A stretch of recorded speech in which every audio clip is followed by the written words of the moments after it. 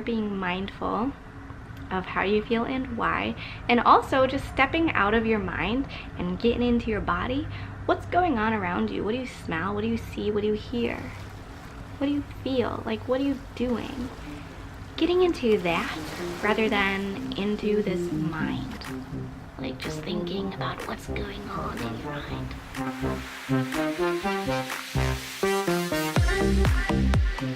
Hi, for those who are new here, I'm Allisun. For those returning, welcome back. Today I am sharing about intrusive, obsessive, compulsive thoughts, thought loops, and patterns of thinking. Excuse the honking of the cars. In honor of this topic, first I want us all to take a collective, calming, centering, deep breath. Ready?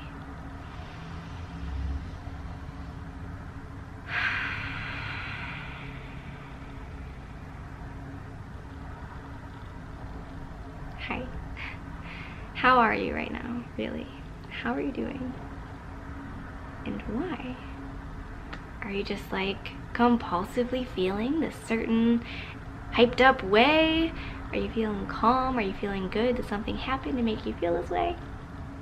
What's going on? It's really easy to get lost in our thoughts and in the narrative that our brain puts on to fool us into thinking that we are making sense of our world. It's not easy to change, but taking note of all of these things, what we believe, what we're thinking, that's the first step to changing. Before moving on to everything else I have to share on the topic, I'd like to say this video is pretty inspired by Pure O Girl, a channel that I have on the homepage of my channel. I have 3 channels there. One is Miss Jody Lamb, who shares her experience and knowledge about growing up with an alcoholic parent, which many of us have experienced. Our narcissistic parent may be alcoholic, or the spouse of our narcissistic parent may be so. And then Pure O Girl and Living Well with Schizophrenia. Pure O, or OCD, and schizophrenia may be catalyzed by narcissistic abuse. I don't want anyone to go around diagnosing themselves with such things, or like getting into that mindset of like, oh my god, I resonate with this, I have more problems. I just want to spread awareness, and I found these channels to be really informative, so check those out. Moving on, I was checking out her channel and she mentioned accidental OCD, and I was like, wow, I think this is something that actually gets in the way of my living my best life. I have these fears whenever I have a knife in my hand. Like, I get this intense anxiety and fear, and I'm gonna drop it on my cat, on my foot. When I'm driving, I get really scared of car accidents. If I drive by a person, I'm like, oh my god, what if I had hit them? Like, my imagination will throw out this like really graphic bad scenario. Her channel also got me thinking of other thought patterns that I get stuck in.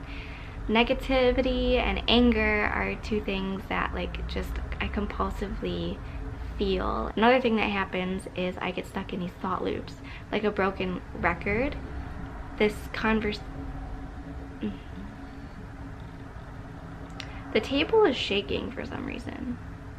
It stopped, but that was weird. Like a broken record, my mind doing the same thing over and over and over, sometimes thinking about a past conversation or a future conversation that probably never happened, and like changing the past conversation into like an unreality based, like how I wish it would have gone down.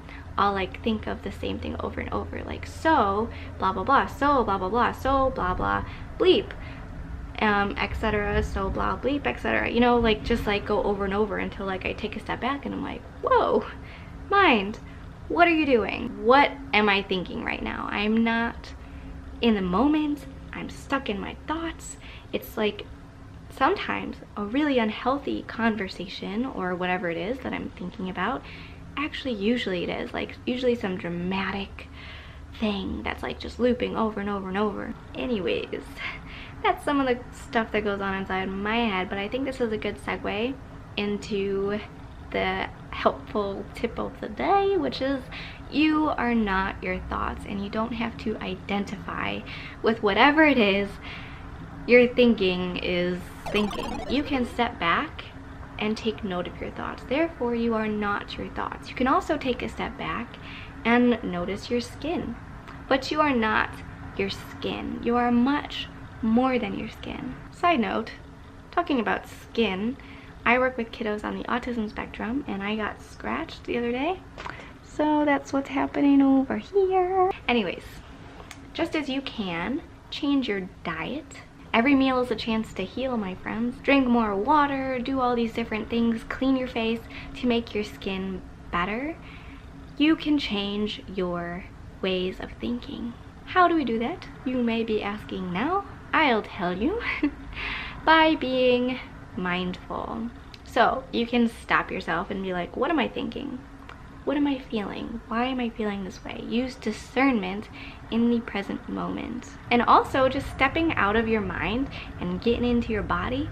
What's going on around you? What do you smell? What do you see? What do you hear? What do you feel? Like, what are you doing? Getting into that rather than into this mind.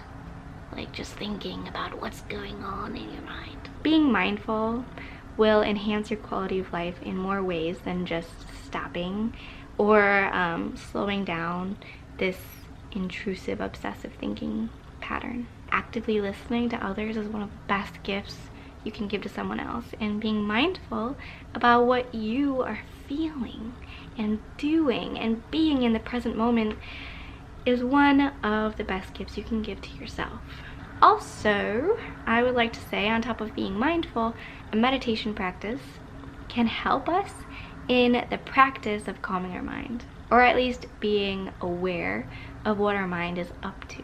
I've been meditating regularly for about a month, and it's still pretty chit-chatty in there when I go to sit down and try and calm my space, but sometimes I do manage to get to this clear-minded space and become really like one with what's actually happening in the moment, which is usually not much. Usually it's like the water fountain of my cat's water running in the background, and I hear the road, and I smell whatever smells my house has and I can find really nice insight in some of those more clear moments. Like, I come to my meditation like thinking, what am I going to do about this?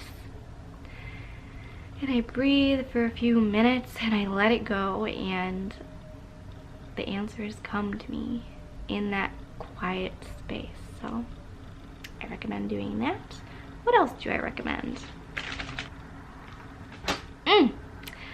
Who else thinks obsessively in circles at nighttime? Or not even in circles, just like thoughts are all like fighting for my attention. They're just coming at me at like racer speed when I'm in bed falling asleep. And like that's kind of how you get into dreamland, by like this slippery slope of thoughts turning into dreams, going from consciousness into this dream state.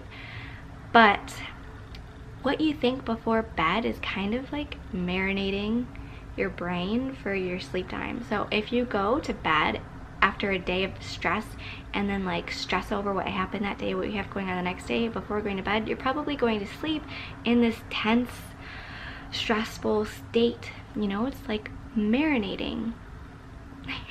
I don't know, I heard that from Wayne Dyer and it makes a lot of sense to me, although I'm not explaining it super well right now. I need to take a deep breath. Do you want to take one with me? Let's take one together.